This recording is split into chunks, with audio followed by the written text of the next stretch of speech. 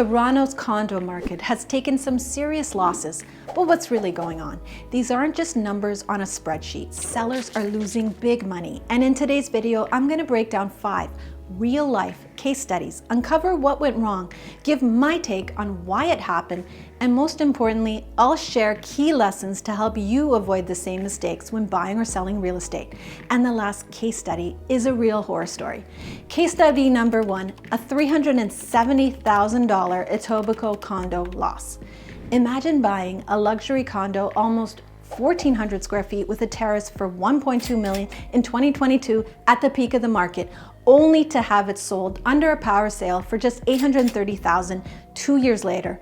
That's a brutal $370,000 loss plus closing costs, which would be another $100K between real estate commission, land transfer taxes, and mortgage fees. And this wasn't some basic unit. This was a high-end Tridel built condo near Kipling Station. 10-foot ceilings, crown moldings, a massive 600 square foot terrace, and a resort style like amenities like an indoor pool, party room, and concierge service. So what went wrong? Here's my take. The owner probably had some serious mortgage issues, probably a low rate mortgage with a B lender. But when it came time to renew, they couldn't qualify at a higher rate. And with no options left, they had to walk away. Power of sales don't care about market conditions. Although power of sales are required to get top dollar for the unit, if the market is slow, they're not going to wait for a better time. They're going to recover their money fast. And that meant the unit sold at a steep discount. It didn't help that the unit was tenanted for nearly $4,000 a month. If the tenant made showings a nightmare and the condo was messy, buyers would be turned off. And with Ontario's slow eviction process, it only made things worse, as there's no guarantee of a vacant possession. So here's the lessons learned. Buyers, tenanted units can be great deals, but don't underestimate the risk and the burden you might be inheriting. And sellers, if possible, list your condo vacant. Staged, well-presented units sell for more money. And investors, this isn't a quick flip market anymore. If you're going to buy, think long-term, have enough equity to ride out market fluctuations and avoid B lenders.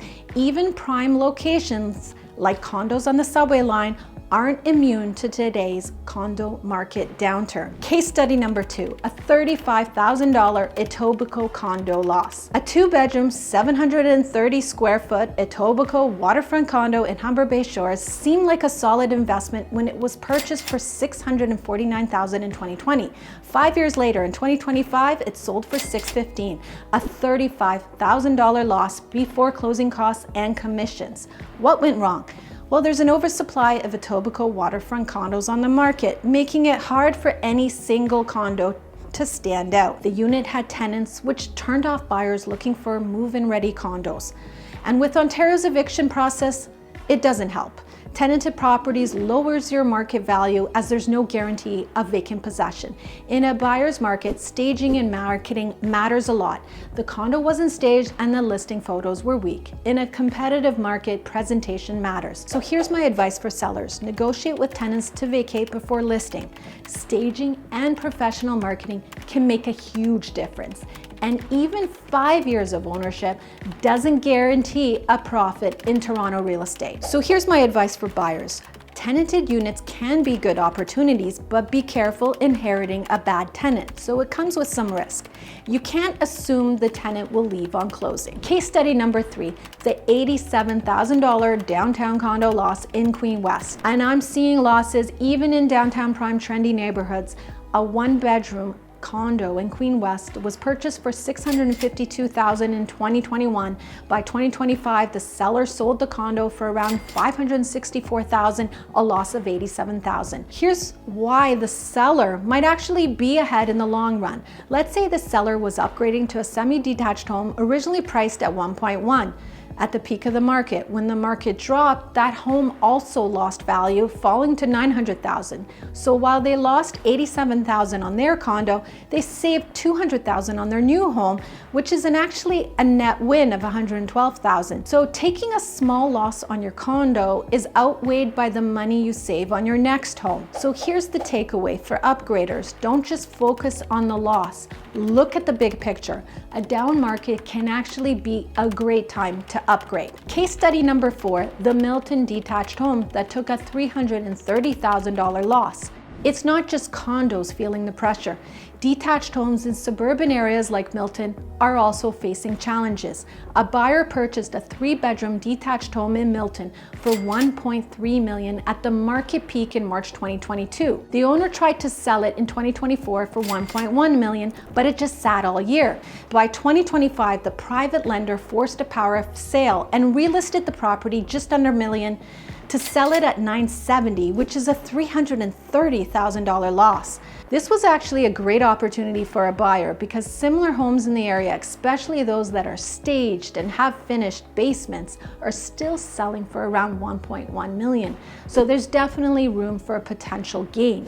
What went wrong here? I suspect this is another case of a private B lender situation. When buyers overextend themselves and are locked into these types of loans, it can be a tough market to weather a downturn, leaving them exposed to big losses when it's time to sell. Case study number 5.